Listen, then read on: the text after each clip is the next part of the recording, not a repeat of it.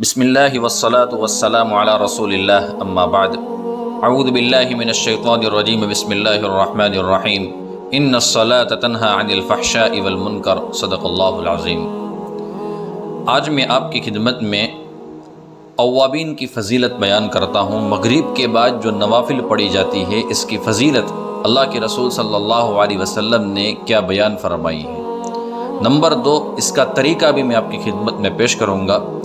سب سے پہلے میں آپ کو وہ روایتیں سناتا ہوں جن کے اندر رسول اکرم صلی اللہ علیہ وسلم نے اوابین کی فضیلت کو بیان کیا ہے۔ آپ انشاءاللہ ان فضیلتوں کو سننے کے بعد یہ عزم کر لیں گے کہ آج کے بعد ہم انشاءاللہ ان نوافل کو اور اوابین کی نفل نماز کو ہم کبھی نہیں چھوڑیں گے۔ الترغیب والترہیب میں روایتیں موجود ہیں۔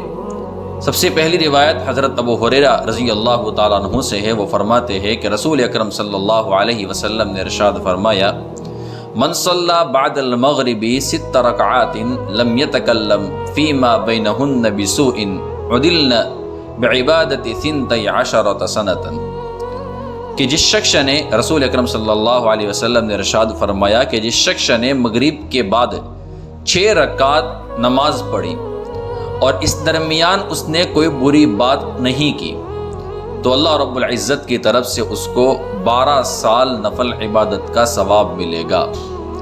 دوسری روایت حضرت اما جان عائشہ صدیقہ رضی اللہ تعالیٰ عنہا سے ہے۔ وہ فرماتی ہے، من صلی بعد المغرب 20 رکعتا بنى اللہ لہ بیتا فی الجنہ، کہ جس نے مغرب کے بعد 20 رکعت نفل نماز پڑھی اللہ تبارک و تعالیٰ اس کے لیے جنت میں گھر بنا دیتے ہیں۔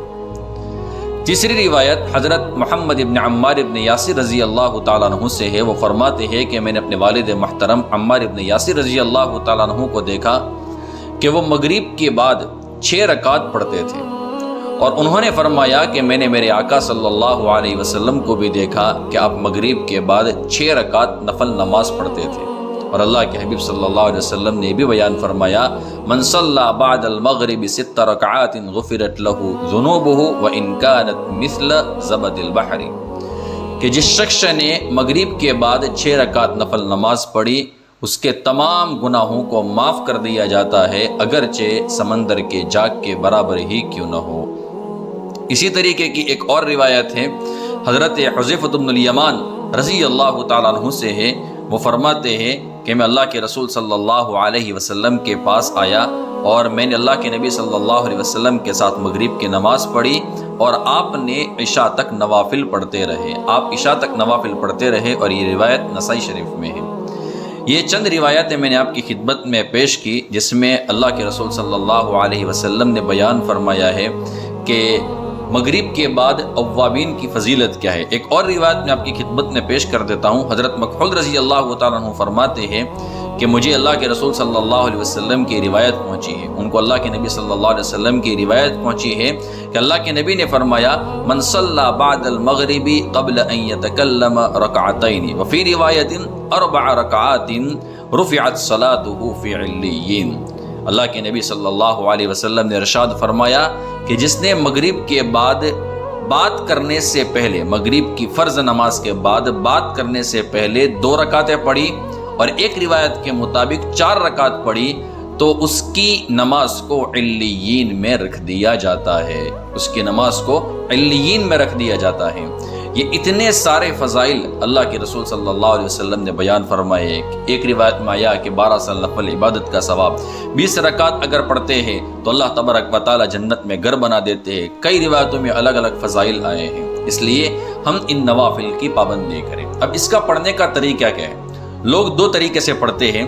بعض لوگ پڑھتے ہیں کہ مغرب کی نفل نماز ہم نے مغرب کی فرض نماز ہم نے پڑھ لی، اس کے بعد 2 رکعت سنت پڑھ لی، اور اس کے بعد مستقل 6 رکعت پڑھتے ہیں۔ یہ بھی طریقہ ٹھیک ہے۔ ملا علی قاری رحمۃ اللہ علیہ نے جو لکھا ہے وہ آسان طریقہ ہے۔ مغرب کی فرض نماز ہم نے پڑھ لی 3 رکعت، اس کے بعد 2 سنت، 2 نفل، 2 نفل، یہ ٹوٹل 6 رکعت فرض نماز کے بعد ہو گئے۔ ملا علی قاری رحمۃ اللہ علیہ فرماتے ہیں بعض روایتوں سے یہی طریقہ معلوم ہوتا ہے، اور اس طریقے سے پڑھیں گے انشاءاللہ تو بھی ہمیں اوابین کی نوافل کا جو ثواب ہے انشاءاللہ ہمیں وہ ثواب بھی مل جائے گا۔ ہم سب امید کرتے ہیں اللہ تبارک و تعالیٰ سے کہ اللہ تبارک و تعالیٰ ہمیں ان فضائل کا مکمل ثواب بھی عطا فرمائے اور ان نوافل کا اہتمام بھی ہمیں نصیب فرمائے۔ آمین یا رب العالمین، وآخر دعوانا ان الحمد للہ رب العالمین۔